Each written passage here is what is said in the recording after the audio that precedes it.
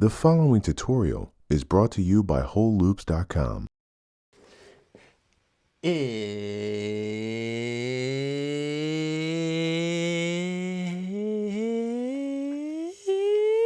It's production time. I'm Reid Stefan, realest puppet in the game. How to make an acapella. Well, that's a task that's easier said than done. But fortunately, there's plenty of quick tricks and workarounds that help you defeat the laws of physics and get yourself an acapella. So let's say you were trying to make a bootleg of this song and you wanted this part. The way in an ideal world to make a perfect acapella is to go grab the instrumental, put it right beneath it in your Ableton session. Just go to your audio effects and go to your utilities.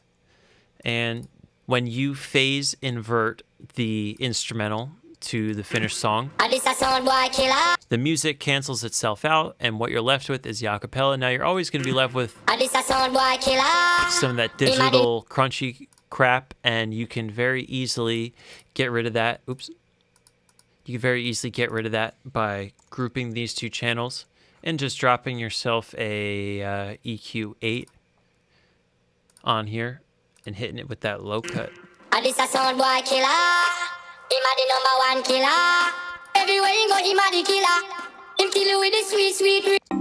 Are you a music producer looking for that perfect chord progression to start your next hit? Do you struggle with chords, piano, and music theory? Then we've got the product for you. Introducing Poppin Progressions 2, the sequel to our organic MIDI sample pack filled with over 50 loops organized by key and scale for your convenience. Just grab a Poppin progression and drop it in your session. Poppin Progressions 2 is available now only at WholeLoops.com. So we just made an acapella without the acapella here, but like I said, this is in a perfect world. Usually you're not in a perfect world and you're trying to remix a song where there is no instrumental available to you, and at that point you are very, very limited to just your low cutting and producing skills. And a lot of people have been asking me for years this question over and over again: where do you get your acapellas from? Where do you get your acapellas from? And the truth is, I really didn't get acapellas. I just low cutted it somewhere in the 2 to, 300s. Once you started hearing the vocals getting thin, that's usually when you've kind of maxed out your low cutting, and then start producing over it. You've now cut out the original song's kick and bass. You now have the creative freedom to go in and maybe start dropping in your own on top, and as you could hear, it's no longer clashing with the drums that I have in there. You could even try and go in a little further and maybe isolate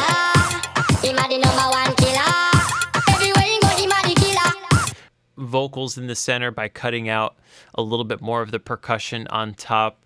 There unfortunately is no perfect answer to how to extract just the vocals from a song. If there was, the music industry as a whole would be in big trouble.